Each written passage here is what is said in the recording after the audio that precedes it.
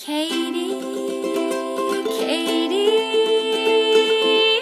let it out with Katie. Let it out with Katie Dalebout, enthusiast and curator of people and ideas you need to hear. Hi, welcome back to the podcast. You are listening to Let It Out with me, your host, Katie Dalebout. And today on the podcast, I have yoga teacher and author Jessamyn Stanley. And I am so excited for you guys to hear this conversation. It's long, it's meandering. She's super wise, very interesting, very smart, and just a delight, to be honest. I loved talking with her so much. We talk about social media and present. We talk about talking to talk. We talk about gossip. We talk about yoga, of course, and relationships and cell phone addiction and spirituality and feminism. And actually what she talked about in terms of feminism was so articulate. And I can't wait for you to hear that and everything else she shares in this episode. And I'm going to get right to it, but first of all, thank you so much for listening to last week's episode where I was the one being interviewed. It was my birthday and the birthday of the podcast. I've been doing this podcast for over 4 years, and it's my favorite thing that I do. So thank you guys for listening every week. And if you're new, thank you for listening right now. It really means a lot to me. I love doing this, and I love getting to talk to people like today's guest and many of the guests that I've had on, all of the guests that I've had on. Anyway, all right, today's sponsor is Care/of Vitamins. I love Care/of. If you've been listening to the show, you've heard about them before, but they're the coolest company because what you do is you go to their website, takecareof.com, and you take this really great quiz which asks you questions about your lifestyle and your diet and your energy levels, and from there it curates for you a custom pack of supplements that is personalized with your name on it, and it's really convenient because it takes everything you need and puts it into this little package with really great ingredients. They use the best ingredients in their supplements, and it actually helps you save money and time when it comes to your supplements because, we can't get everything from food necessarily, and sometimes it's great to supplement on certain things, and this really takes out the guesswork and gives you everything you need in this beautiful little package, and I really love them. And you can try them for 50% off your order. 50% off. That's half of the percentage is off. And you just use the code Katie at checkout. That's my name, Katie, and you can get 50% off your first order. So just try it. Go to their website, take the quiz, and just see what you think. It's really beautiful. Their packaging is beautiful. I love them as a brand and as a company, and I really stand behind them, and I take their supplements myself. So thank you, Care/of, for sponsoring the show. Thank you for listening. And I loved this episode a lot, and I'm excited for you guys to hear it. So that's all I have to say. Again, thank you to everyone who listened last week because I liked being in the hot seat, actually, even though I was sick, and you can kind of still hear it in my voice now. I had a blast getting to answer the questions from the Facebook group, and I love connecting with you guys and talking to you on the internet and in real life when we get to meet. So thank you for listening to the podcast. I love you, and I'll talk to you after with the emoji for the episode. So I've been liking starting this podcast recently with the present before we get into talking about your past and the future and what you have coming up. But what have you been learning recently? What have you been realizing recently? What has been on your mind, like in the last maybe week or month, but super in the present?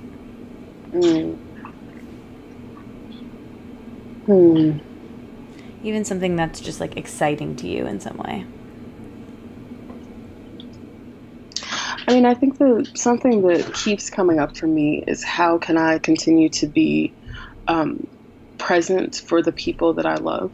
Because I have struggled a lot with being present within myself and being in this moment and being very, very happy with what's happening in this moment, even if what's happening is shitty, being okay with the fact that I'm here. And in terms of the people who are in my life, that not people from the internet, not followers, I'm talking about like my partner, my family members, my friends, the people who have been here for me my entire life, how can I best be present for them when they need for me to be present? And I think that that is something, especially with the current pacing of my life, that has become way more important to me than anything else. And because there is so much opportunity within this, the whole social media yoga like monster. There's so much opportunity to lose yourself and to lose the person that has their feet on the ground and has their eyes and hearts near those who they love. And that is a balance that I'm always trying to both find and maintain. And I think that to me it just feels like extremely important right now. Yeah. Because as things move along and as time, and this is something that because it's not even really just like, I've been thinking about it a lot over the last like month or so, I'd say. But especially, I mean, in some form or another, I've been thinking about it for about the last 2 years. And it's because as things have grown for me and as things have changed and as I've like had new projects and new people come into my life and spend increasingly more and more time in environments that are not my home, spending time in cities where like places like New York and LA where everyone is focused on making money and getting one over on somebody else, and like even within the yoga world, these are the concerns. And it's just feels critical to me that I maintain who I am, who I truly am. And so that's definitely like on my mind for sure. Wow, yeah. I relate and agree and was nodding so much throughout all of that. I think, I struggle too with being present, and it's something I think about all the time where, first of all, just realizing that I'm not being present is something that just like having that moment of, oh, I'm just mindlessly scrolling, or this moment's uncomfortable, so I'm going to cope or numb by, doing a behavior that is fine, but not maybe my best self. Totally.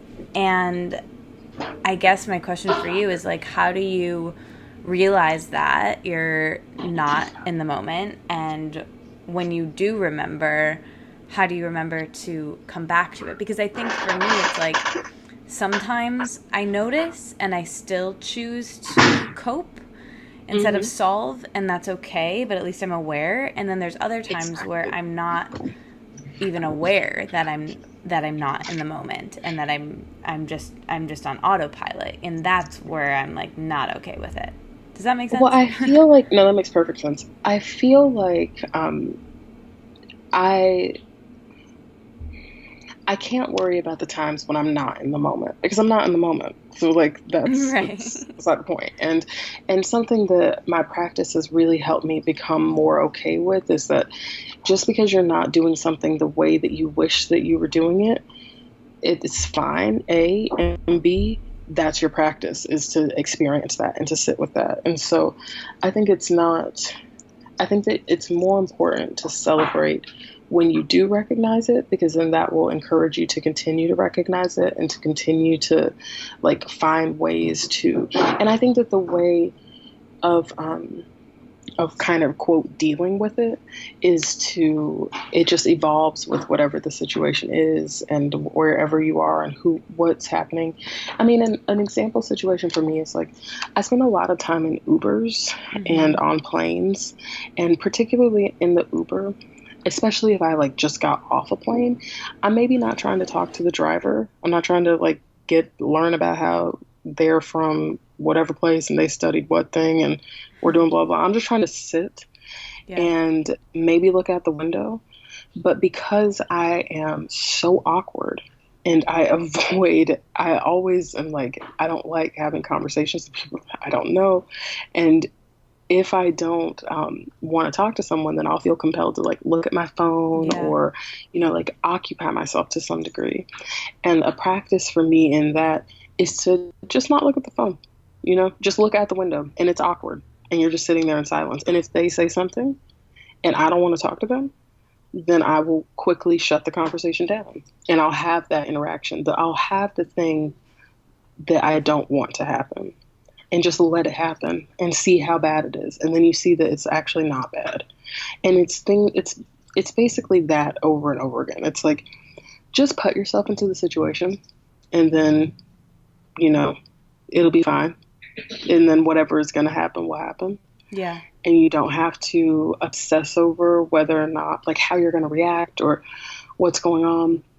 And I think that it is such a practice because I am so good for slipping. Another thing that oh my gosh, I can be a horrible gossip. It's such a bad habit. I learned it from all of the proud Southern women that came before me. It's basically an art form for Southerners, like talking shit. And I am so much more conscious of it now than I used to be. Because what's the reason to talk shit? Because you feel superior. Why do you feel like you're superior? Not superior. I feel small. Okay, so you're talking shit because you feel small and you want to make somebody else feel small. And I'll have conversations like that with myself. And that's the practice. It's like just trying to get down to the root of it. Like you spend the time that you would spend berating yourself, just asking yourself questions. It's kind of like being your own therapist. But I also feel like it's just it's such a process. Like you just can't, and you can't get pissed when you don't do it because that's not the point. The point isn't to be mad at yourself. The point is to acknowledge it. Yeah, and I think, first of all of that was amazing. And secondly, I think, like you said, positive reinforcement of these things is so much better than negative reinforcement of just being mad at yourself. That just kind of keeps the feedback loop going and going and going. And I think if you can...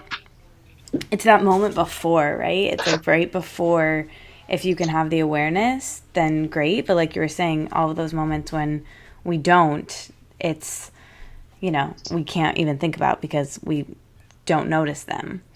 And I guess just, I don't know, not being hard on ourselves. But I had someone on the podcast recently. We also talked about how it can be like a bonding experience for people of like, I want to make a new friend with this person and I know something that they will find interesting about someone else. And so I'm going to say it. And I think it's just, I don't know, it's all these like human things that are so complicated and so ingrained in us that they become on autopilot. But it's like if you can switch that pattern or if you can like be okay with being in an Uber and not looking at your phone one time, then you can probably do it again and again. And like... just not talking. I think I've been in so many situations where like I'm on the way to the airport or I'm just with a friend and like I have this bad habit of just feeling like I need to be speaking when exactly. I'm not always hosting a podcast. Like it's okay if there's a silence. Maybe not right now, but oh my God, I completely identify with that because I'm totally that person who's like, I need to hear my voice. I'm not talking enough. Or it's like, it's really awkward. It's really quiet. I feel like I should talk because no one's talking. Yep. And it's such a beautiful practice to just be like, I'm just not going to talk. Yeah. Maybe I just won't talk, Yeah. Like just try. And then when I catch myself talking too much, I will like stop myself from talking. And it means like stopping in the middle of a sentence. And it's super awkward. And I feel that it's awkward for people all the time. I literally do this all the time. I'm sure I'm probably going to do it in this conversation. And like, well, maybe not now. Maybe not in this. Just because we're supposed to be talking. But like, I feel like there are times where I'm just like, oh my God, Jessamyn, like how long have you been talking? So I feel that. Yeah, I have a catchphrase now that my boyfriend tells me that I say all the time, which is like, I will stop. And he'll be like, he tells me that I say this all the time, but I'll just be like, why am I talking? Why am I telling you this? Like, I'm just filling the space and I realize it. And I literally say that, why am I talking?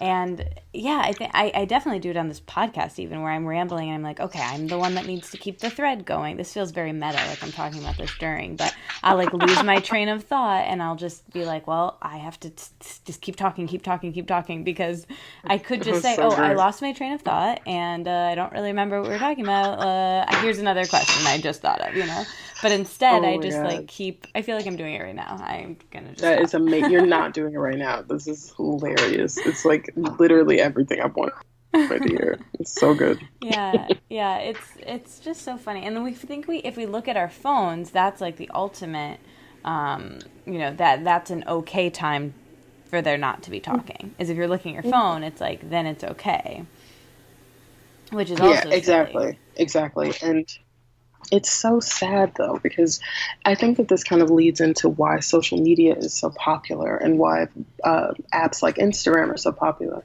and why I feel like the reason that people are interested in my social channels is not necessarily because they're like particularly interested in yoga, though some are. It's not really because they're like particularly interested in body positivity, though some are. I think that it's because I'm being authentic and genuine, and because we're so detached from the other people that are around us, it's like, oh fuck, while I'm looking at my phone, I can actually interact with a human being, like a Yeah, real person who's just being the way that they are off of the internet and on the phone. This is great, and it's like it feels like a kind of connection, but yeah. it's not at the same time. And there's this girl in South Korea, I think, either South Korea or Japan, and she does this blog or YouTube where it's literally her just eating dinner at her desk. Have you heard of this? No, but It's like, so she just like sits at her desk and does videos of herself eating, and she's like insanely popular oh, because cool. so many people who are tech people, they don't leave their they don't leave their desks to eat, so they eat dinner with her.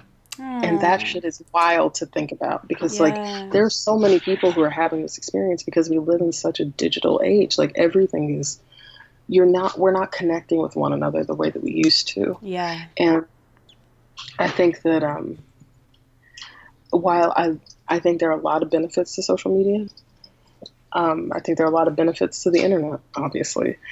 But I think there are a lot of negatives also. And the mm-hmm. loss of human communication is the biggest one, probably. Yeah. Oh my goodness. Yeah, I wanted to talk to you about social media anyway, so I'm glad it came up now.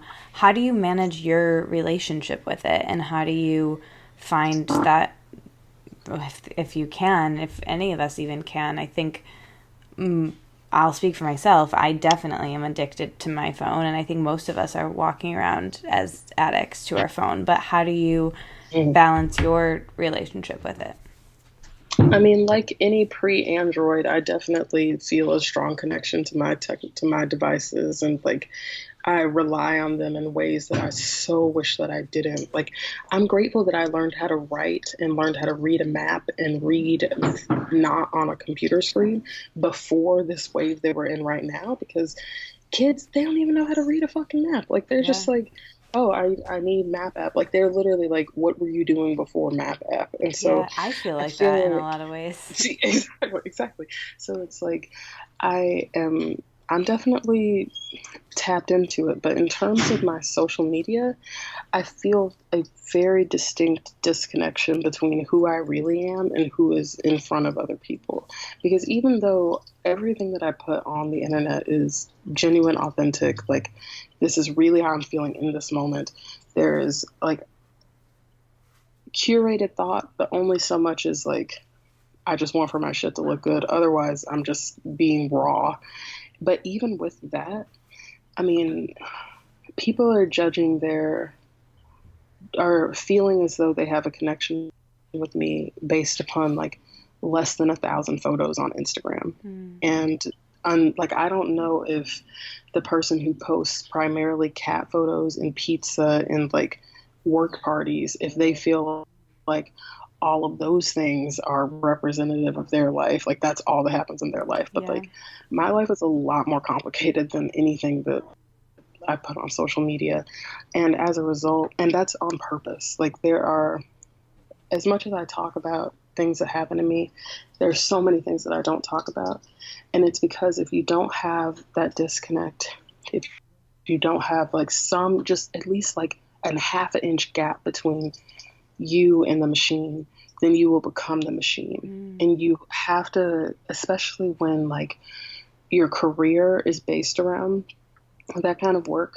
And we live in a society of people who identify themselves by their career, so that like you are what you do. I don't want to be what I do. Like I am Jessamyn. I have an Instagram. These things are not, they're not the same thing. Yeah. And I've seen the reason that this is like, it's conscious. I'm constantly thinking about it, like trying to increase the separation.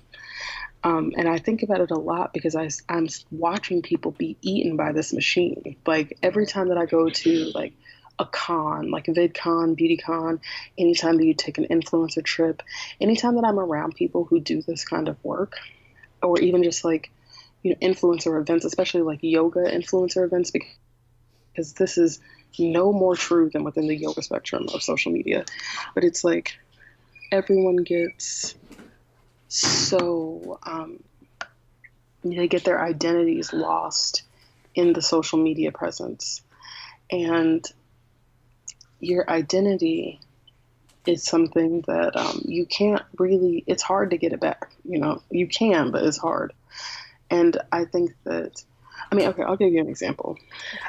Someone that is an extremely prominent yoga teacher on Instagram, I'm not going to say her name, but she is very famous and on Instagram, which is a weird kind of fame anyway. But she posted on her Snapchat one time that someone had hacked her Facebook.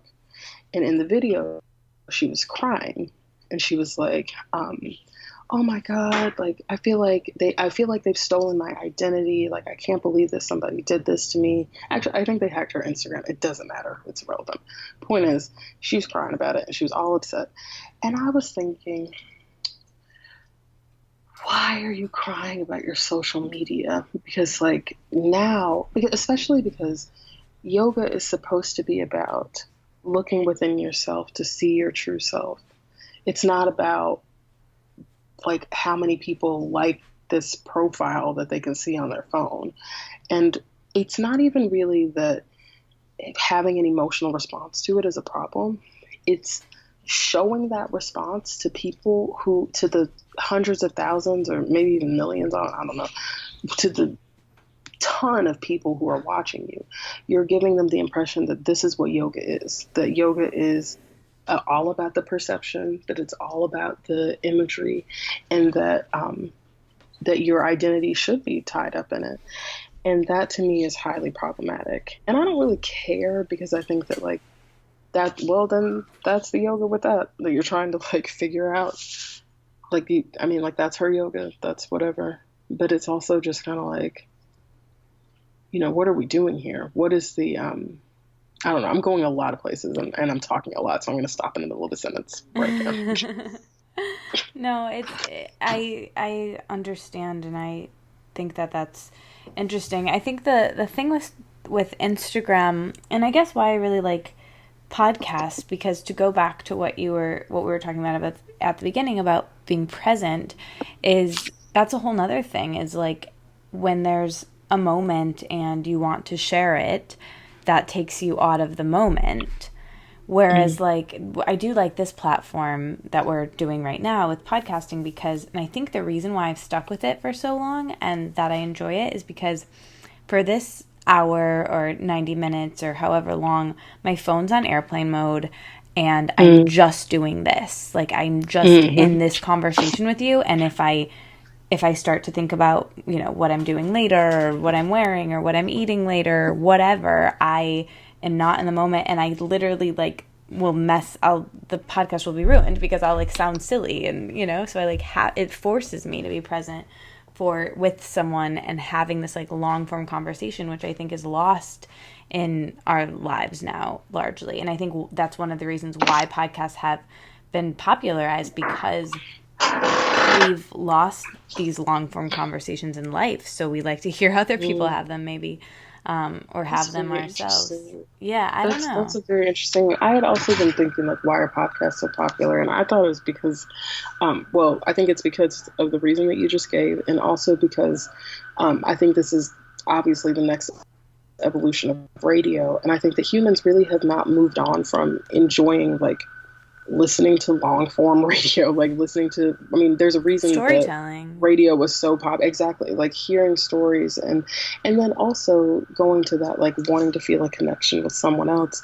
When the podcasts that I love are where I feel like I'm a part of the conversation, like I'm the third person or the second person or whatever that, and I feel like that need to really feel a connection and to hear something that maybe you haven't heard before and to have your mind provoked, that is a natural human desire. And podcasts definitely really speak to that. But in terms of the, like, not utilizing your phone for specific periods of time, that's absolutely something that, like, that's like a whole other arm of the, how do you maintain, this whole social media thing and also still be a person and not a computer. Mm-hmm. And I think that for me, it definitely means setting boundaries. Like if I'm with my partner, I'm not on my phone, or if I am, it's just to take a photo very briefly of like something that we ate or something that's happening. But like, I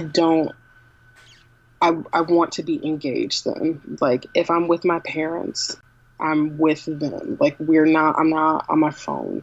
And it's like that with my friends, like as much as possible, because then you'll be in situations where like if we all go out to a bar or something and like a bunch of people are on their phone, then you might like check your phone. But in general, I'm trying to practice this, like, like looking around and sipping my drink and just sort of like being in the space and not being in something else. And that if I am, because to me also, the phone and all of that, it is very much work. I rely on it so much, but it's also very much work. So like in the moments where I don't have to look at it, I really would rather not. And also, excuse me, it's more like the aimless things that'll kind of get you, where it's like, nothing's happening for this exact moment. I'm not thinking about anything right now. So why not just aimlessly scroll through and like Facebook or Instagram? And then it's like, these are minutes of my life that I cannot get back, looking at things that I did not need to look at. And like, why is this even happening? But the times when I really struggle with it are right before I go to bed and right when I wake up in the morning. And those are the times when I really don't want to use my phone, because looking at it right before bed, it's just like, oh my God. It's like, oh my God, it's just, oh my God, I hate it so much. I feel like it pulls out my energy. It makes my mind crazy. It makes it harder to go to sleep. It's just so negative. And then in the morning, if the first thing that I do, and I use the alarm on my phone, so the first thing that I do is often look at my phone because it's like I'm turning off the alarm. And if I like, let's say that I got an email while I was sleeping that's just like, because I push notifications. Like, obviously, I'm grateful for them, but they fuck so many things up. Like so like you wake up, oh, what a beautiful day, had a great dream, or didn't dream, woke up, and you wake up to like 5 push notifications about something, or 5 different things, and then it's like, oh. And my thing now is, unless it is truly urgent, I'm not looking at it. I'm going to go to the bathroom, I'm going to do my practice, I'm going to like take a shower. And then after those things are done, then I can look at it. Yeah. Because if that's the very first thing, it's just, then you're responding all day. Exactly. And you start out in a place of combat as opposed to just getting your shit together and feeling comfortable and feeling in your own body. And then you can go into combat mode. Yeah. Yeah, I've been really liking, if I can, which I don't do every day, but trying to keep my phone on airplane mode in the morning until I like do the things I need to do for myself, the like non-negotiable things, and then look at it. But not always possible, and kind of same thing in the evening. And then what you said about, when you're with your partner, with your family, or with your friends, like taking a photo of what you want to take a photo of and then posting it later. Exactly. I like that, and I do that too for the most part, but I feel like, because this is the part of social media that I really want to get into, and I guess maybe this is self-serving to because I'm personally curious about this right now, and I would love your thoughts on this, but I think other people probably will be with us. So I also have all the same feelings as you do about it taking us out of the moment, everything we were talking about, but at the same time, I love it. And I love, watching my Instagram story at the end of a really fun day. Or I love, it's kind of like a gratitude journal for the day. That's the way I look at it. Absolutely. Or oh yeah, that moment was really lovely. Or I had a really great weekend the other weekend. And that Monday I had saved my story. And I just sat there watching it several times because it made me really happy. Yes. And well, I heard. No, sorry, please. Oh no. I was just gonna say I really just want to hear your thoughts on. I'm gonna toss it to you, but I just wanted to say I feel I don't know. It's that balance of I like to relive. I like taking photos of things so I get to make it longer and relive it later and share it with other people, and it becomes more of a conversation. But at the same time, it's true that it does take me out of the moment that I'm in. So it's sometimes just being in the moment and sometimes sharing it. But here's the thing, that this is the part that I really want your feedback on, because I heard this on a podcast last week, or maybe it was just on NPR. Anyway, doesn't matter. The point is, I heard this thing where they were saying when something really good happens, a reaction is to instantly call your mom. The person who was being interviewed said this. She's it's just my instant reaction.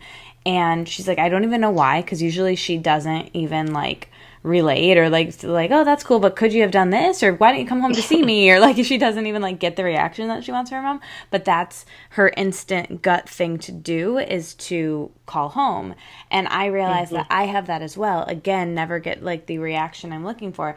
But she was saying, and I agree, she was I just want to relive it, and I want to relive this great thing, and that's the way my brain thinks I can. And usually she's not even met with that. So I feel social media, this is a really long way of saying that, but I feel social media can kind of be that. It's I want to share this because I want to relive it because it's so great. Absolutely. You know what I mean?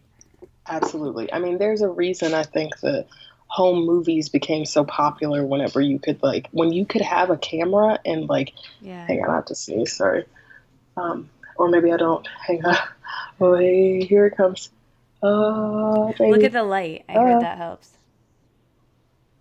That made me actually have to stop sneezing. Oh, so no. Now that's even no, it's even better. That's great. Anyway, so I think that the reason that it became so popular is because when you have a great moment, or when you have something that you want to remember because it was worth remembering, you want to record it because you want to relive it. Yeah. And that was something that humans couldn't even do before. It's literally been in the past century that you could even do that.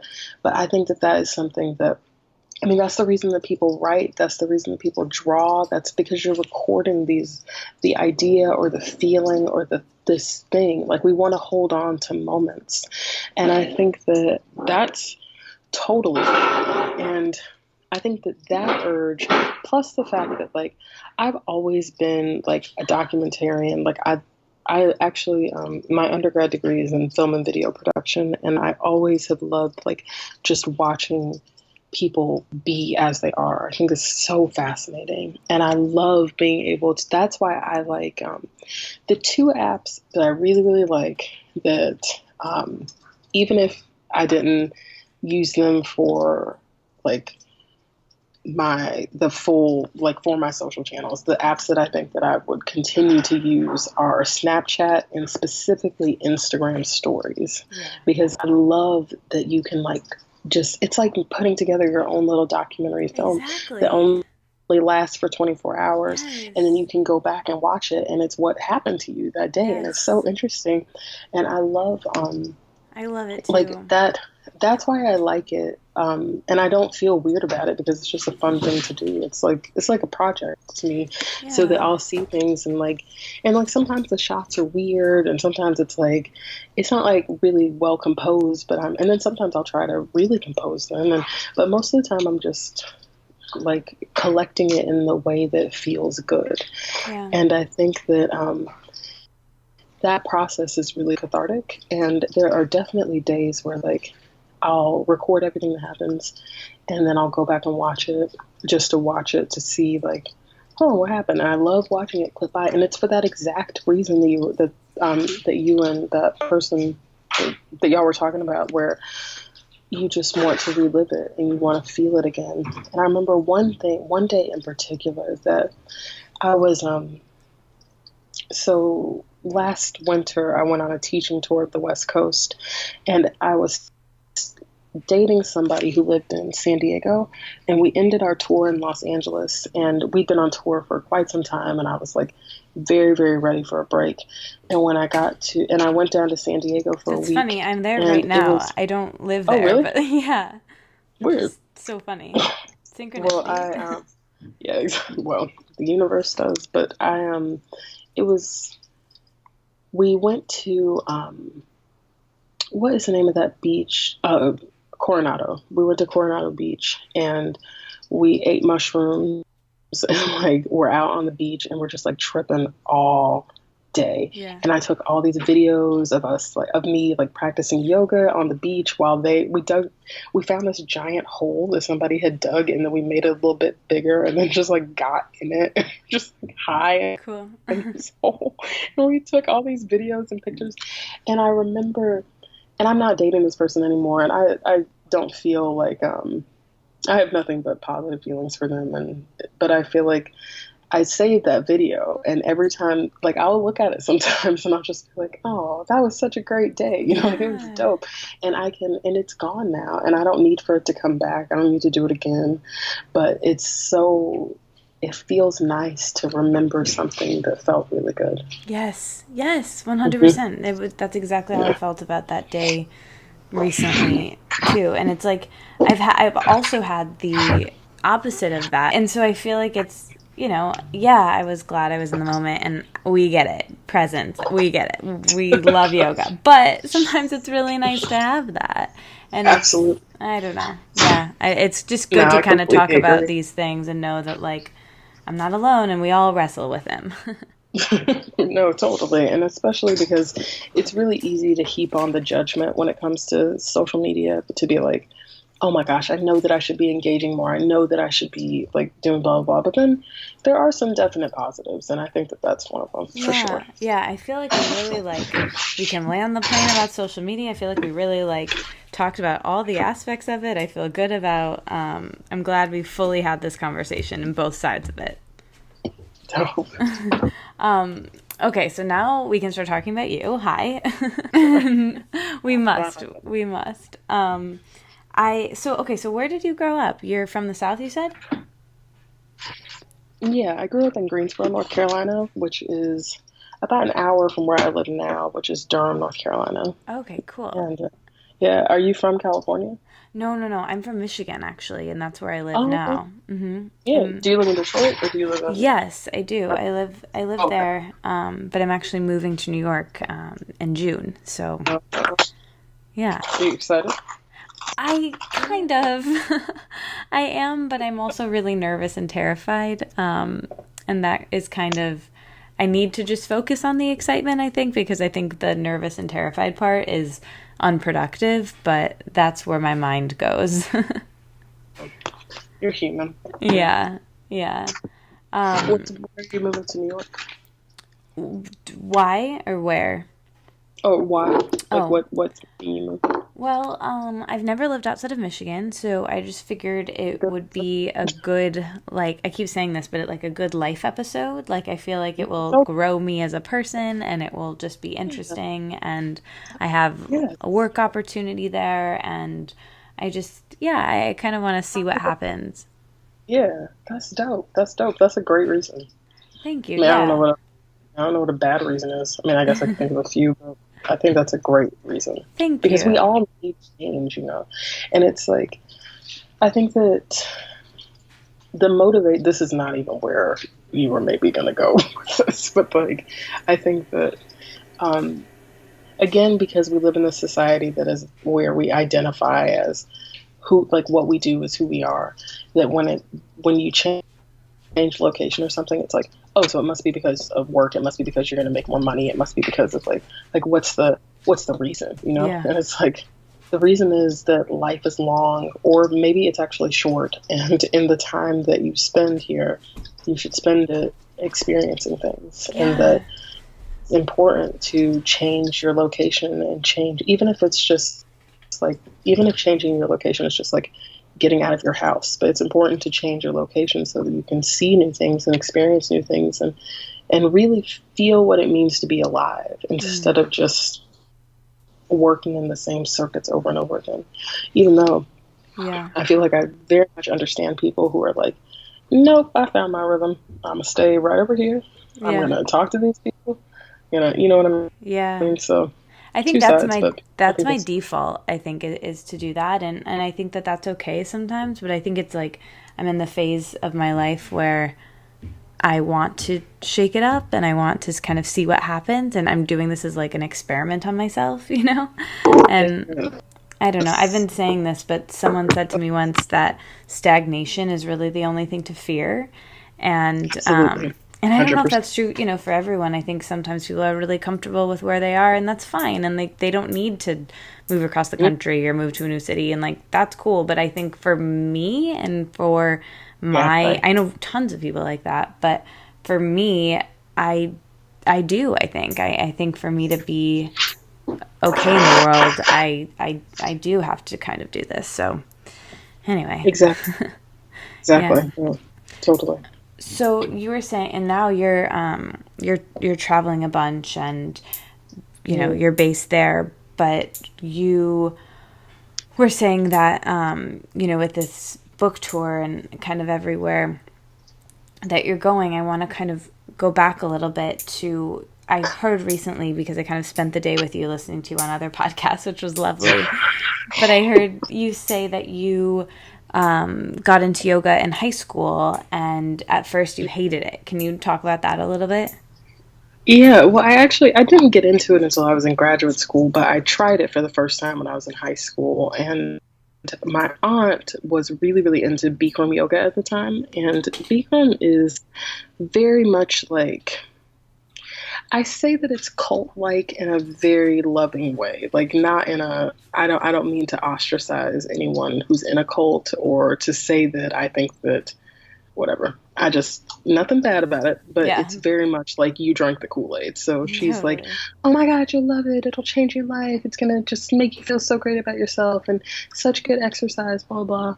And, I'm fat, 16. Why not go to yoga class? Sure, sounds great. Like, you're paying, so why not? Mm-hmm. And I went and I hated it. It was like, even now, I still think of it as one of the worst experiences of my life. I talk about it in Everybody Yoga, how I was like, excuse me, because it's a style of hot yoga where the room is about 104 degrees and you're sweating profusely from every single orifice of your body. And you're like very, it means that your mind becomes a little bit foggy and that it's a very intense experience. And I found that the breathing was just impossible. I could not understand how people were actually breathing normally in the room. And then the breathing that you start the class with is, it's fairly intense pranayama breathing. And it made me feel like I was going to die. I was like, how are you doing? Like, everyone else in the room is just like, doing it like it's normal. And I was just like, what the fuck? And then I made it like maybe a third of the way through the class. And then I was like, I'm good on this. And I left the room, which they tell you not to do because you will get nauseous. And I got nauseous when I came back into the room from the air-conditioned lobby. And after that, I was like, I'm good on this. I'm not doing yoga. I know it's not for me. And then when I was in graduate school, so this was 7 years later, I was going through a really difficult time. I'd come to a place where I just felt very disconnected from the work that I was doing. I was studying nonprofit arts management, and it's very, very emotionally draining work. You're constantly like, it's very emotionally draining work. That's what I'll say about it. And it also, because I was studying it in school, in addition to working in arts organizations, academia is and the rhetoric surrounding arts management was very elitist. And I just felt like I was constantly having these like obnoxious conversations about like, how do we up here, the arts elite, attract the peons to our ballets and to our operas and to, and so I was just like, what the fuck am I even doing? Like, what is the purpose? I can't. And so I was basically having like a mid-20s crisis, right? And I'm already prone to depression. So I just found myself like slipping into this cycle. Yeah. And also, I had been dating the same person since I was in high school, and like this was the girlfriend that I came out with. So of course, the end of that relationship was just like, it was like cataclysmic. And so I was in a very, very dark place. And one of my classmates, one of my friends, she was like, she had consumed the Bikram yoga Kool-Aid, and she was like, oh my God, you'll love it. It's going to change your life. Bikram yoga is amazing. And I was like, I'm not doing that, because I tried it before and I knew it wasn't for me. And then she convinced me, mostly because they had a Groupon special at the studio. So it was like, I mean, what is there? There's not, I'll lose $30, whatever. And I went and I loved it. Everything about it was exactly the same. It was still hot as fuck. The poses were still impossible. I was still the fattest person. Like, it was very, very difficult. But I didn't realize it consciously on a day-to-day basis.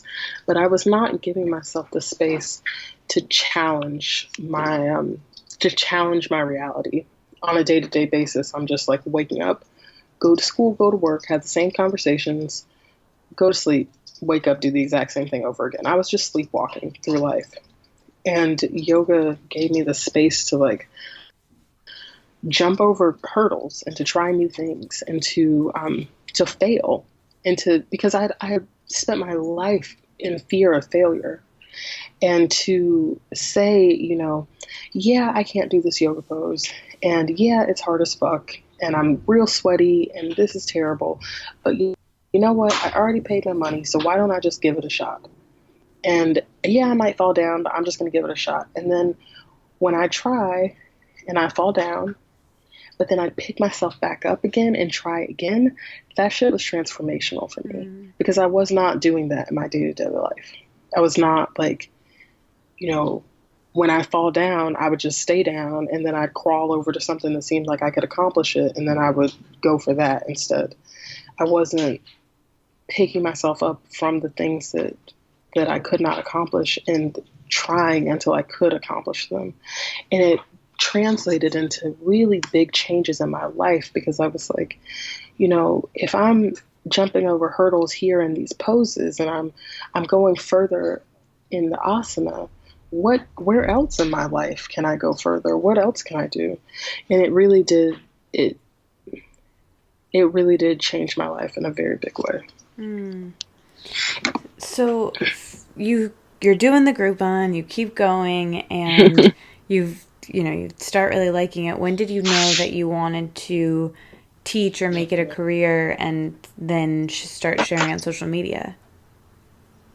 Well, I had no ambition to teach at all. I was not thinking about this at all. Like after that first month of unlimited Groupon classes, I couldn't afford to practice in studios. So I did a work study at the studio that I was going to, where I had to practice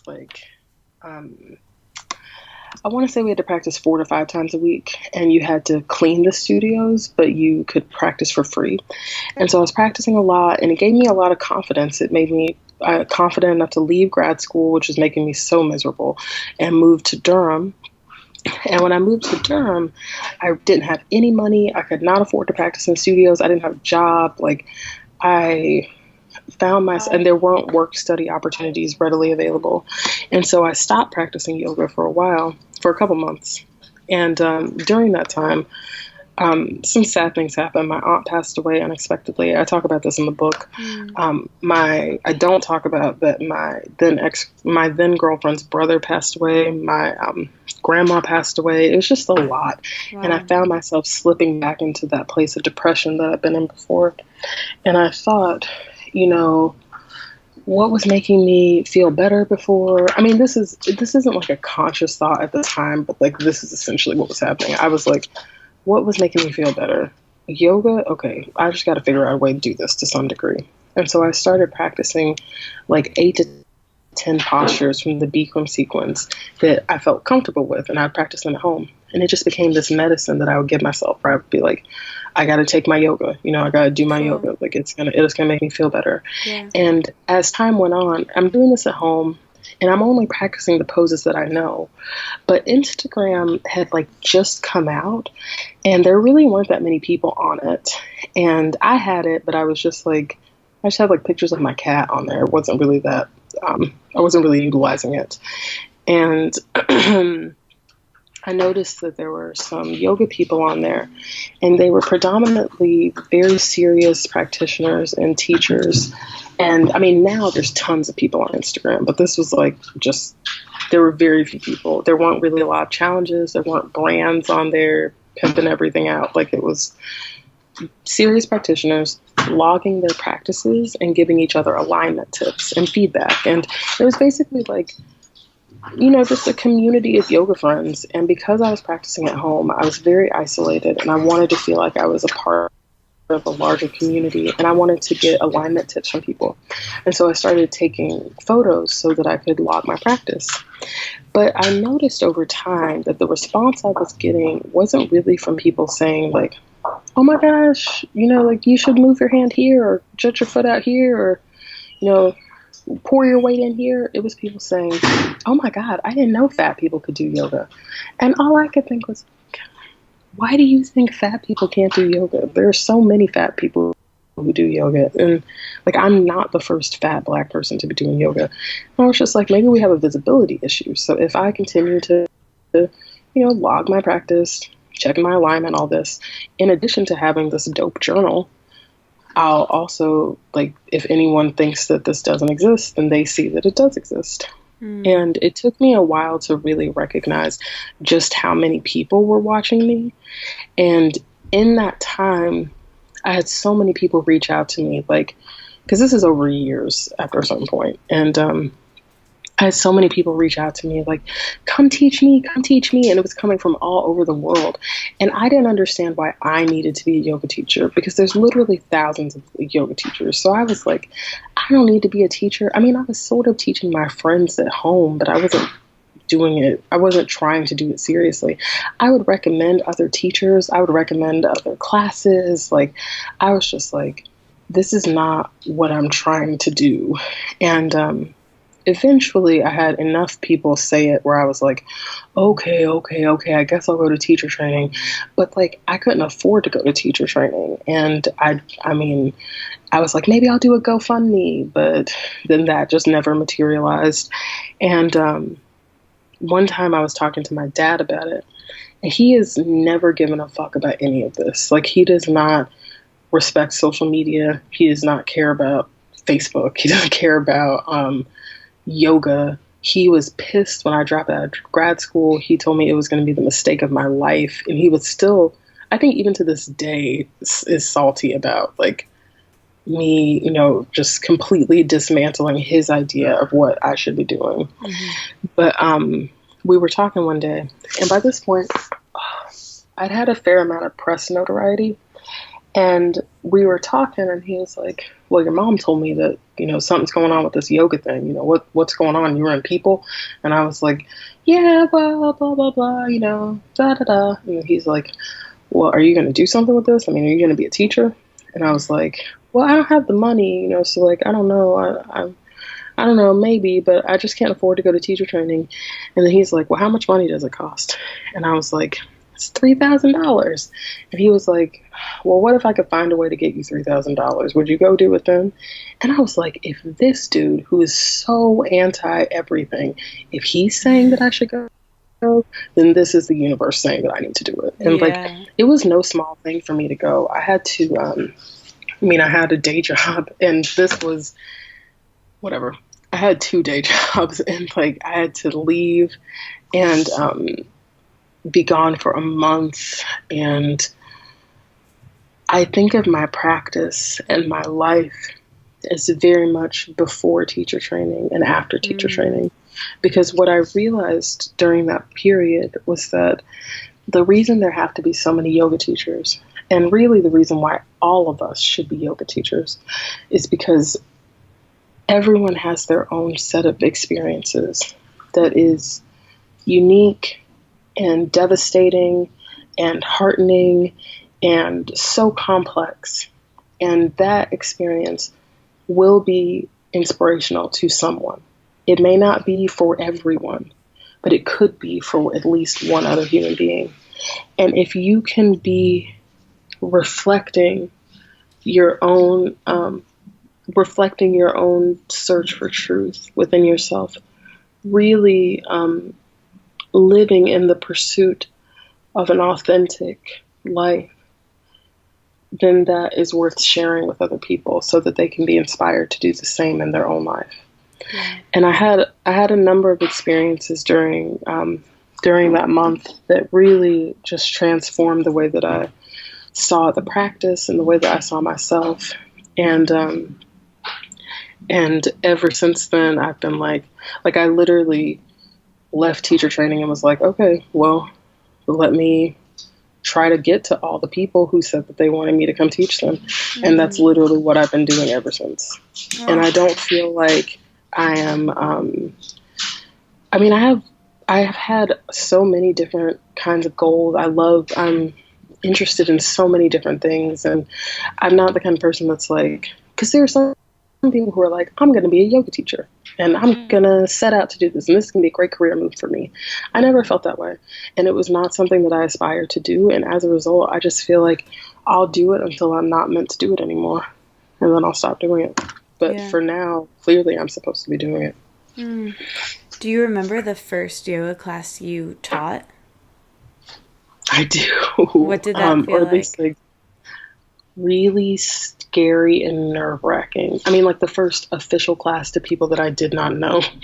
Very nerve-wracking, because I think that whenever you learn anything in America, at least, you're coming from this mentality of like, I have to do it exactly right. And I have to make sure that people get the point of, like, get the objectives that I set out before the class even started. And so my first class, I was definitely like, wanted to like stick to my plan, stick to my sequencing. Like, I sequenced in advance, want to make sure that everyone gets a good yoga experience, you know, but that is such a subjective idea. And I think that it really only took me like one class to be like, yeah, I don't need to feel nervous about this, because being nervous is the opposite of what you're trying to feel. Like, you want to be living authentically and being in the moment and being okay with yourself and being okay with being in the moment, so that you can reflect that to the other people who are there.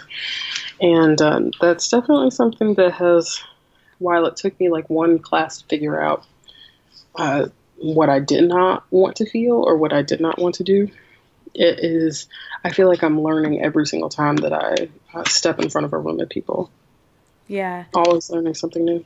I think people pick up on whatever energy you bring into the room anyway. And I remember having that same thought of like, especially like with the playlist that I would make for class, I would be like, I'm just going to play what I like, because there's no way that I can please everyone no matter what I play. Exactly. So I'm just going to do what I like and makes me feel comfortable.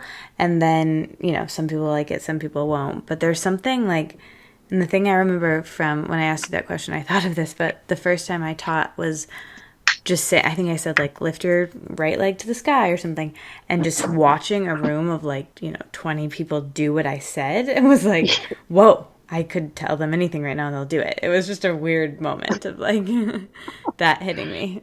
I feel like I I've always been like a fairly bossy person. So it was not like, I was like, you know, I don't know. I think what you're describing is a very interesting experience. And I'm, I just think it's very interesting. Not with any connotation on that. Just like, it's just No, very yeah. interesting. How often do you teach now? You know, you've got your book, which I want to talk about too, that's coming out, and you're traveling a lot.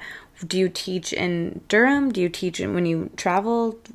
Tell me I everything. teach literally all time. I mean, the thing is, like, in the world that in the modern yoga world, I think that anything other than a regular teaching schedule at certain studios is seen as bizarre. But like, I think that what we're moving toward more is like travel teaching kind of model.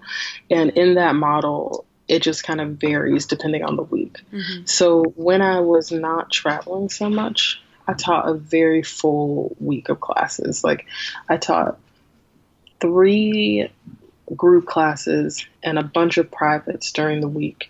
And then on the weekends, I would teach workshops in different cities. So it was basically like I'm either working, I might be teaching, and then I'm also like traveling to another location to teach something. It was just like a lot.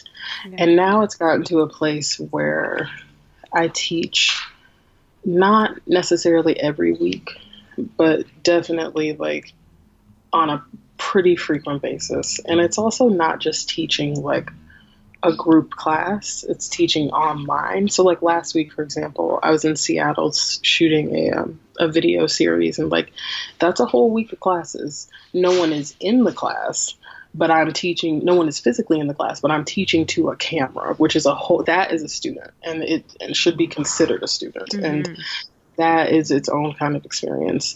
And then like teaching, it so depends. And in the tour, there are a lot of classes woven in, like in New Orleans, Salt Lake, Dallas, New York.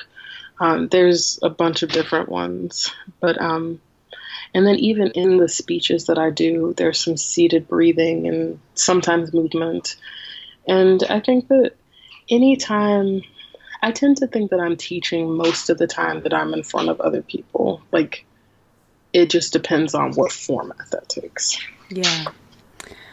What advice do you have for yoga teachers and just people in general in their lives, I guess, but yoga teachers for cultivating a body positive yoga room? I feel like I get asked this a lot by teachers who are like, listen, I love all kinds of people and I want a diverse class too. I don't understand why people think that I'm not body positive. Like, what can I do to make this more clear? And I'm always thinking like, dude, I don't know what to tell you, because really the reality is that like, I'm just trying to create space where everyone feels comfortable.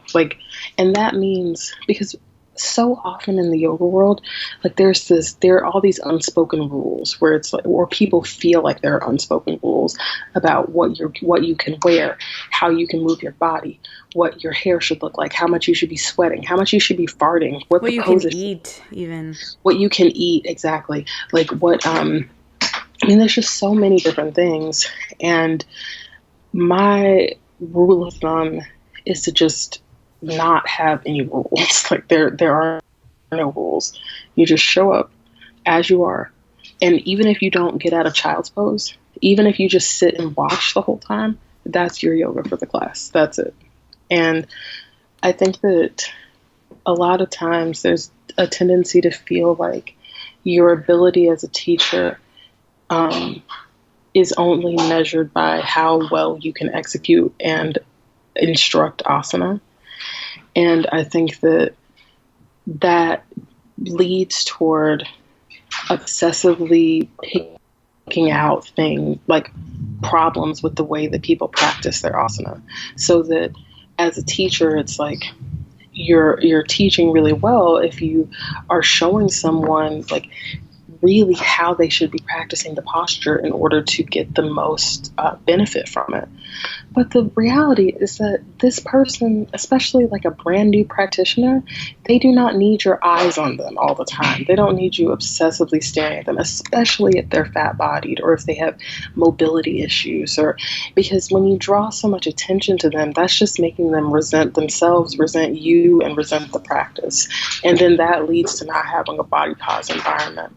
And I think that when you encourage comparisons, when you pick out students in the class and say like so and so is doing so well, or like when you say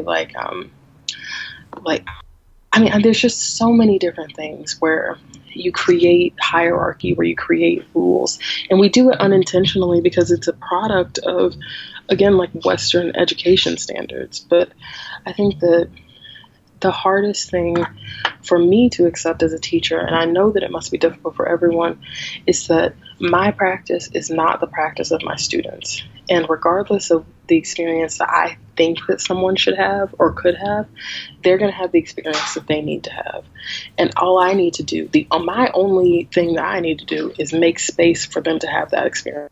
That if all they want to do is cry on their mat, they should feel like it's okay to do that. Or if they need to use a ton of props and no one else is using props, they should feel like it's cool to do that. I don't even think it's necessary that you constantly give like prop cues, because that's another thing that people tend to think that like if you're fat bodied and you're a yoga teacher, then that is why you that's why you can have a body positive environment, because you know about what it's like to be in a different body. I'm not saying that that's not a benefit, because the reason I know that this feeling feels good is because this is the feeling that I've always wanted to feel when I'm in a studio, because I felt like people are staring at me. I felt like the teacher is giving me like a lot of attention and it's making me feel self-conscious. Like I do get that experience, but I don't think that that's necessary to foster this kind of space, because the teachers I've had that have been the most body pause, have made me feel the most comfortable, where their spaces feel the most safe. It's frequently teachers, and in particular, the two teachers I'm really thinking of, they are, and I'm only going to talk about one of them specifically. His name is Michael Johnson. He is a white, cis, heterosexual guy who lives in Asheville, like 6'3", very slender, looks like, has a beautiful, strong asana practice, arm balance all day. And he is so authentic and so genuine and so true to himself and so forgiving of, and so just like compassionate toward himself and very open about his history with abuse and with just like he's been through some shit, and he's so honest with that and so genuine that it makes a space where it's okay to be honest with yourself and it's okay to be genuine. And he has not had the experience of being fat bodied in yoga classes. Like, this is not a thing. So I don't think it's necessary to have, felt different, but everybody is going through some shit. Yeah. Everyone needs to feel like they can have a safe space. And I think that really all you're trying to do is just foster a safe space. Yeah. So well said. Yeah. It's about empathy. Exactly.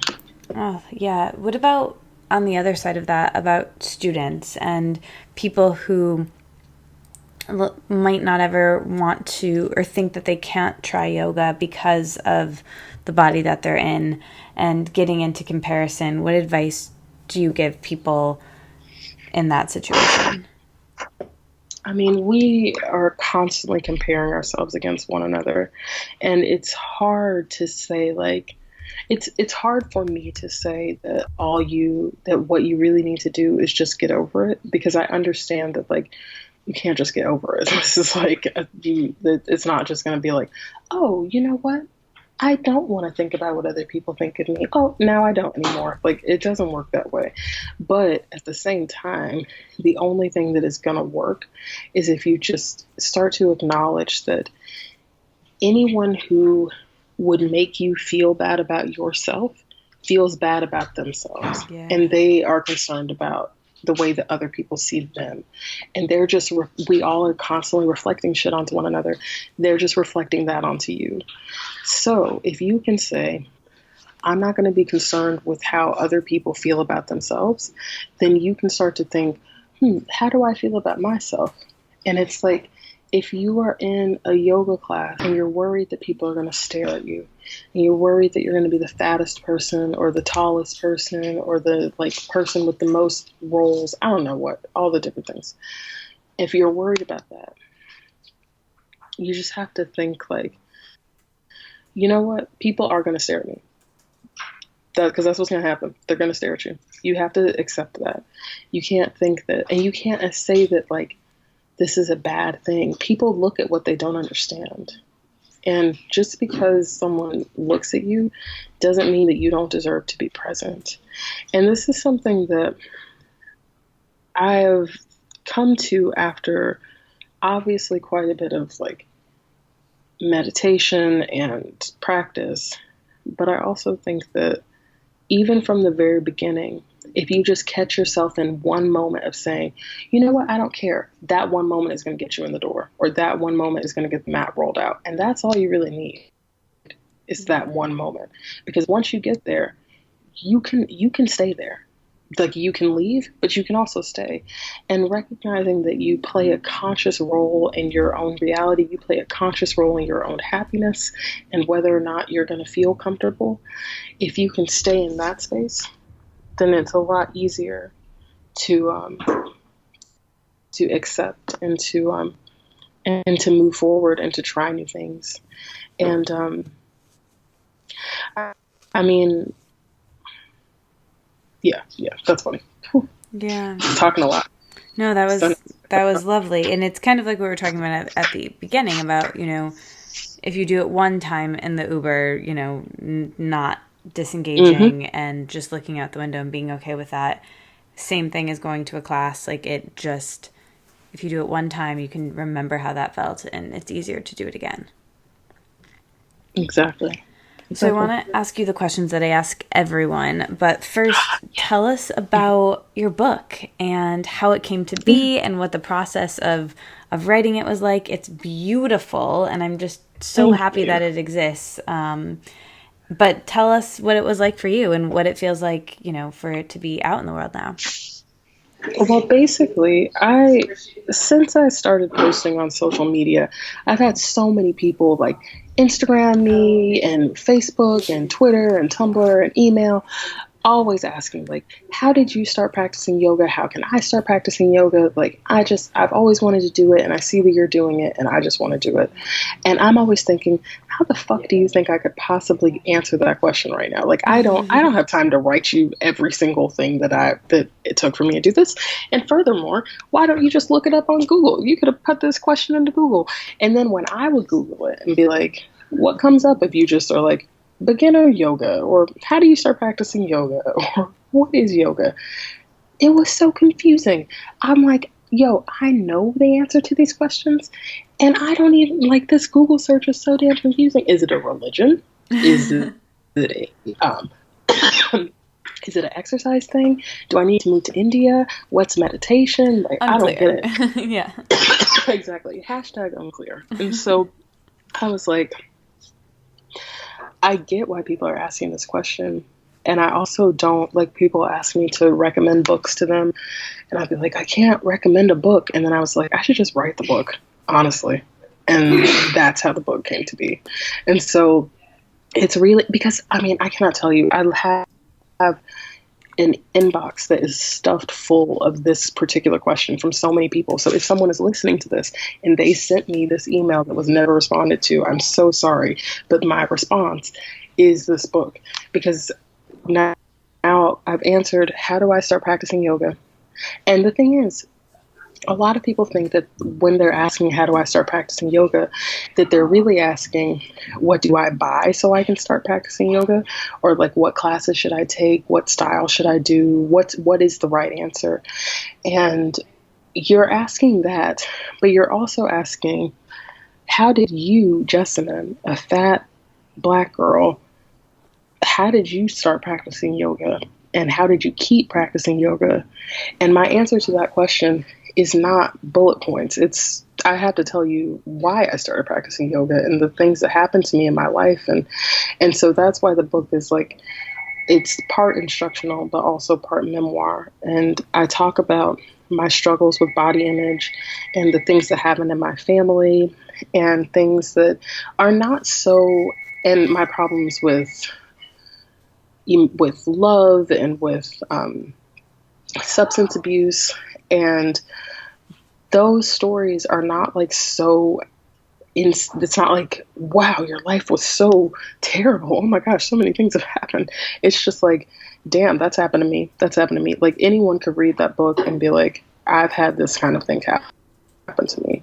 And I think that is so important as modern yoga evolves, because so many people think that in order to practice yoga that you have to be like really flexible and really happy and really serene, and that like, you know, that is what roots a yoga practice. But I don't know anyone with a serious practice whose practice is not rooted in the fact that they're fucked up in some way, that they have some kind of emotional abuse, some kind of physical injury, something happened to you that you can't get over, and therefore, or some things happen to you that you can't get over.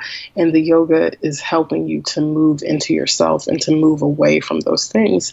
And I think that, excuse me, it's really important that all teachers, tell the truth about themselves, the bad and the good, not being just like selective about what you show to people, because that's how people will really be inspired to practice, because they see themselves in you. And to me, writing the book itself was a very cathartic process. It made me relive and revisit a lot of things that I have buried in my life. And I think that just in terms of like working shit out, it was very helpful in that way. And I also feel like as much as I am excited about this book, I'm also very much like it's like I had that baby, and now I'm moving on from that baby. You know what I mean? So it's weird to me, like the promotion is happening now, because it's like, I feel like I had a baby last year. I had this book last year, and now I'm mentally on to the next baby. And I'm like, there's other things that are coming out of me, other things. And then I'm like, oh shit, we haven't promoted this book yet. Okay. Whoa. Okay. Wow. Still talking about this book. Okay, cool. Hi. Yes. So it's a bit is weird, but yeah, did that answer your question? No, it totally did. And I relate to that part about having to kind of, you're like, okay, I'm mentally on to the next thing, but I'm still talking about this thing that I wrote a year ago. It's kind of an interesting thing. So okay, so we talk a lot, you mentioned that this is in the book, but we talk a lot in this podcast about body image, and I would love to know kind of where you are with that now, and if you ever still have a bad body image, what I call like a bad body image moment, or hopefully not day, but how do you shift out of that? What are some of your like mental tips or that you would tell people?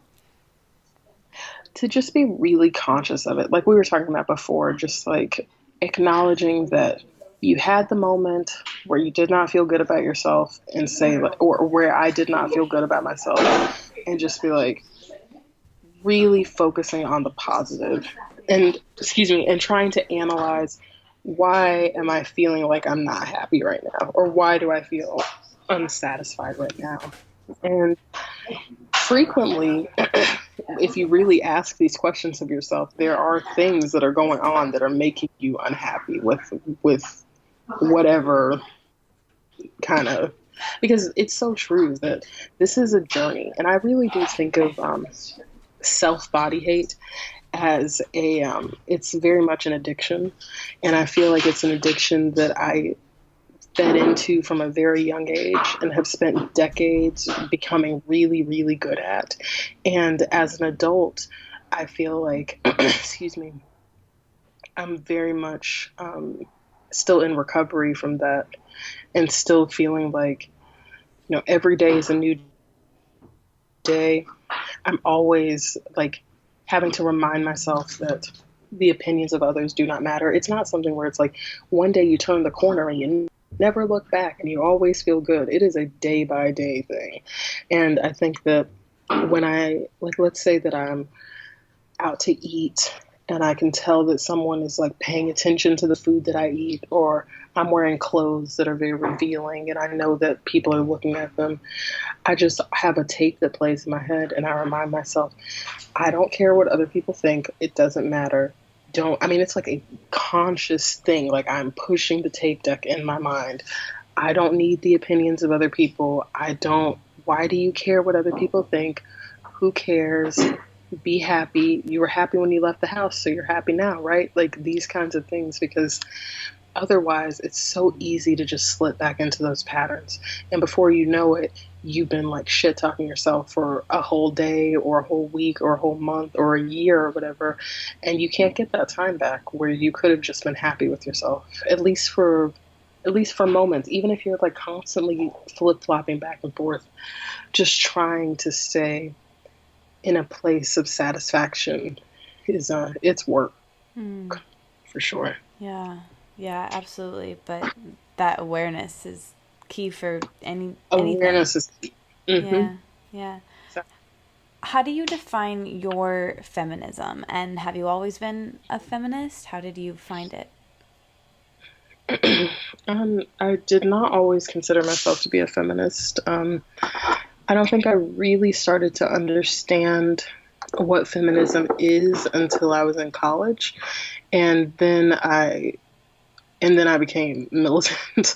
And I think that in the last few years, my feminism has become much more nuanced, and I think that it's because I have really started to notice. I've really started to notice that the intersection of my blackness and my queerness and my womanhood, however that manifests, that these things, the cross section is very different from where things cross in the typical definition of feminism. Because when we talk about feminism, frequently we're really talking about white feminism. And I think that for me, starting to understand that, like, yeah, it's okay that I don't agree with everything that every feminist says, that I don't, and especially because, like, I'm very much, I don't even know if, what is it called? Like, so there's second wave and then there's post second wave. And then I'm like, is there a name for post second wave, or is there like, are we at third wave yet? Because I really feel like if we're not at third wave, then I'm definitely third wave, where it's like, I don't,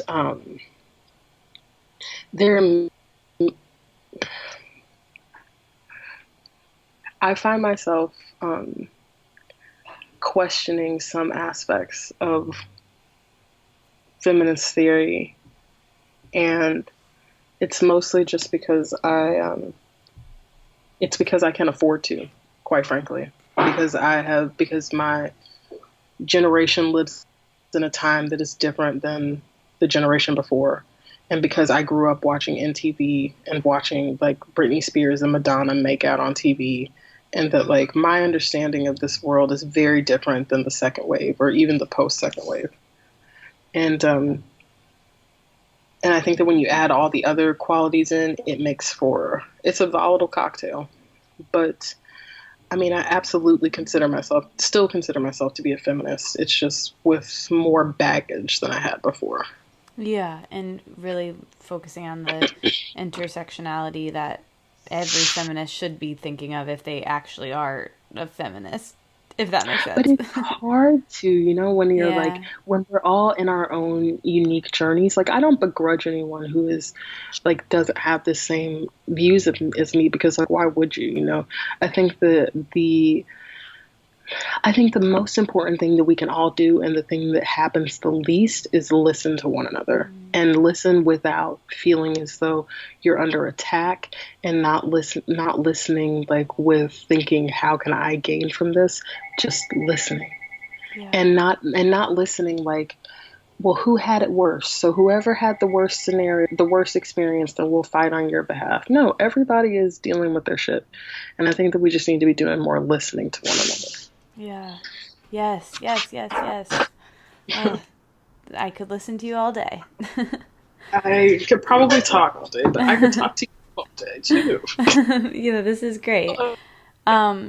So the book that I wrote was actually about journaling, and so I always ask people that come on the show, is writing something that helps you, or is that cathartic to you? Have you ever journaled? For me, it's something that helps me kind of get to know myself better. What is your kind of relationship, if you have one at all, to writing and journaling? Yeah, I'm a chronic journaler, and I have been for the vast majority of my life. And I have always used it as a way to just kind of work things out and to see things a little bit more clearly. And I've always reverted to writing as the way that I can most easily communicate.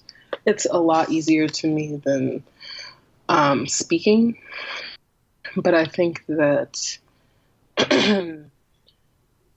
now my journaling is, I mean, it's evolved because I've always kept a lot of journals depending on like what's going on and where I keep a lot of journals, and like I always have one in my bag that I can just write shit down in so that I know that I can get it down. And then I have a meditation journal that is, I don't read it, but it's just like, it's so stream of conscious. Like I don't read it because I don't think it's particularly helpful for me to read the things that I write in it, but it's also, if somebody picked it up, it would probably be completely nonsensical. And then I keep a journal that's like a little bit more of a, like I don't keep anything where I write every day, but I do like I'll record conscious thoughts, not just like, oh, I don't want to forget to jot this down, and not this is stream of consciousness, but just like more composed. And then I have a lot of different online things where like I used to keep multiple blogs where I would just like, that's always been one of my favorite ways to journal, because then I can look back at it really easily and look back at a bunch of different things. But I just think it's extremely cathartic and very and it's funny though, because actually never mind. Yeah. A whole nother can of worms. Yeah. Mm-hmm. Okay, we'll talk about that next time. We'll put a pin in that. Cool. We'll talk about it next time. Yeah, I definitely, obviously, also find it cathartic, and I'm just always curious about other people's relationship to it. So, I have a few more quick fire questions for you. But first, what else or what other advice do you have other than journaling? It sounds like you meditate. Like, how do you handle stress? We kind of talked about it before a little bit with the awareness, but journaling, yoga, I'm sure, meditating. Are you in therapy? What are like some thoughts you tell yourself? Any other like advice for handling stress? Just like taking a minute. And I mean, my biggest way to relieve my stress is to just sit quietly with my eyes closed. And it doesn't even have to, I mean, because meditation is really just breathing. And it doesn't have to move into a full meditation session, but just taking 10 full breaths is a game changer for me often. Because a lot of times when I feel stressed out, it's because I'm not breathing. And also because of the kind of work that I do, and I already am prone to anxiety, like really bad anxiety. I've been a like really bad nail biter my whole life, and like I always have little tics. It's very important for me to find things that will calm me down. And so I smoke a lot of weed. That's how. And also because of the kind of work that I do, where I'm constantly having to wear all of these different hats and having to talk to so many different people and really like be so, like absorbing other people's anxieties, and then also teach yoga at the same time. Yeah. I feel like for me, I really appreciate marijuana. And it's so fucked up because when you start talking about smoking weed, then people are like, oh my God, you're a stoner. You don't care about yourself. Yeah. You're just, and it's like, you're just regurgitating what society has taught you about this drug, but Yeah. really it's just the same. Like if I said I use Prozac, no one would say anything. Right. Then, but if I say I smoke weed, then it's like, oh my God. So, you It's know, so fascinating. I was just yeah, thinking about that today, actually. I was lying on the beach having that same thought about how and when that will change. And I think it depends on the location and the people's baggage to that, but I think it is changing slowly than, what it has been, but it's so slow and it's just frustrating. yeah, yeah. I mean, it kind of is what it is, but I feel Yeah. like, especially in North Carolina, because it's so stigmatized, still very stigmatized here, it's very important for me to be open about it and to be, because we have to normalize at this point Yes. because there's so much misinformation. And that's actually become like, that's my great cause outside of yoga is normalizing marijuana Oh, yeah. because I have seen so many people suffer with illnesses where they could have really at least felt better toward the end had they had like some THC oil or something. And it's Yeah. just fucked to me that we live in this world where it's not okay to do that. And then also, there are a lot of yoga teachers who are like, well, I don't like to smoke weed because I think that it clouds me and I think that it like makes the experience less pure. And I would agree with that statement, honestly. Like I do think that it changes the experience, but I don't think it necessarily changes it for the worse. So Yeah. I think kind of figuring out what makes the most sense for you. And for some people, that's not going to be a thing. But for me, it is extremely helpful, especially Yeah. because of the life that I lead. And especially with pain too. My best friend who I'm actually here with now has terrible back pain and it really helps her in with her pain. And I have another friend who like on their period like it's the one thing that she has endometriosis and it's the one thing that can help her. So I think it's Exactly. just, talking about those things and these like really amazing usage for it is helping with the normalization. So, Exactly. where are you with spirituality and God? What do you think happens when we die? This is just a little question. Yeah, no, right.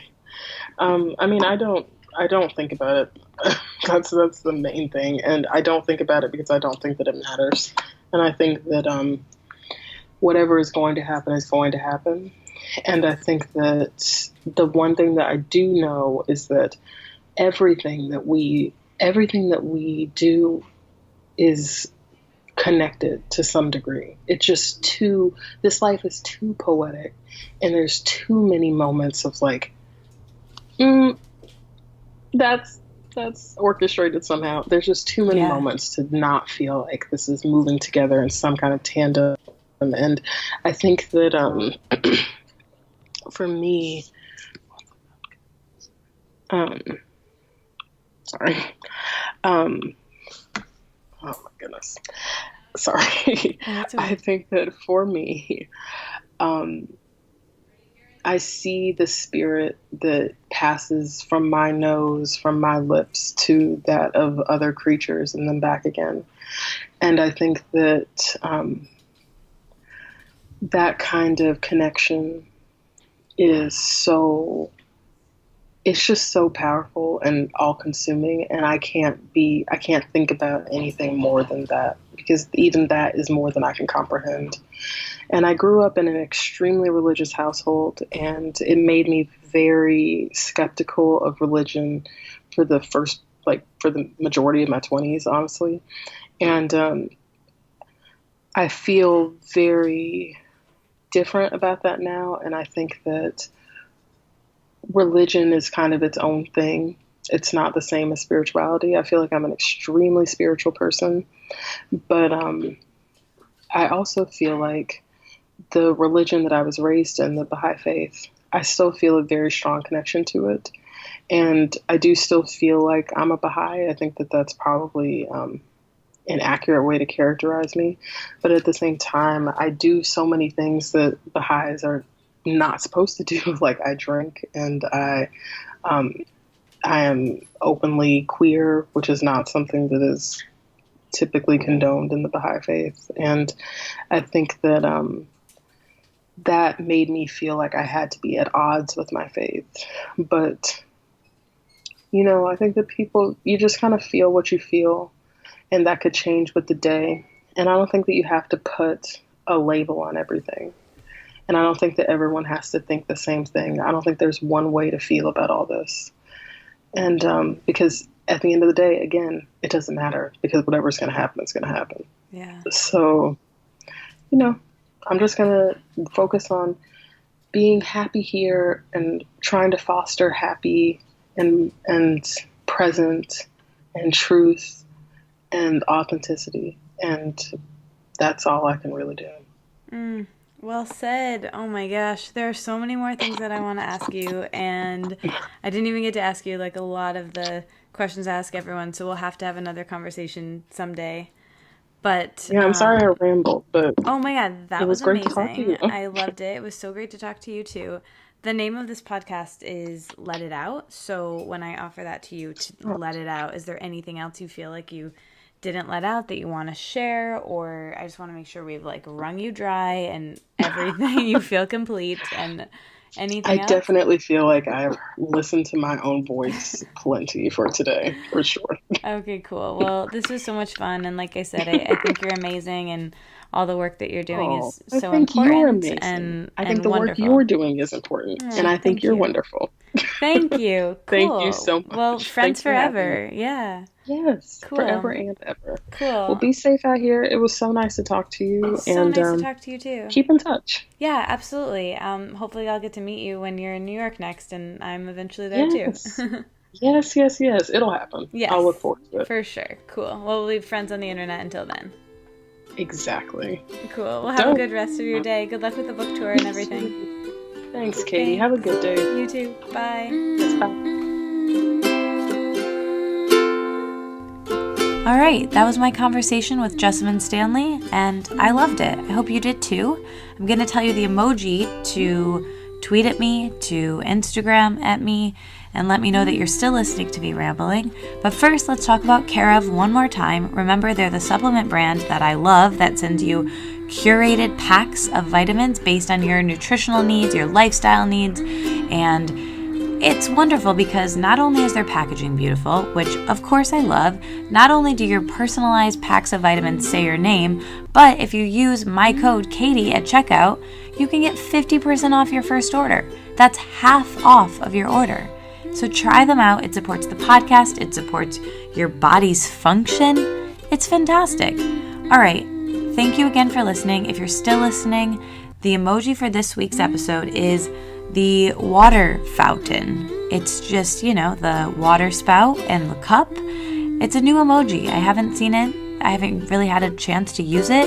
And it seems sort of random, but, it's a lovely emoji. And we all should probably be drinking more water. I know I should. And maybe this will remind us. And it'll be like a cool symbol that we send to each other, reminding ourselves to drink more water. So send me that emoji this week if you think of it. That'd be cool. And if you want to support the show other than supporting the sponsor, you could also leave a review on iTunes, rate the show, share it with a friend, play it out of the speakers loudly in your car, and just have a really great week, you guys. I'll talk to you next week. Love you. Bye.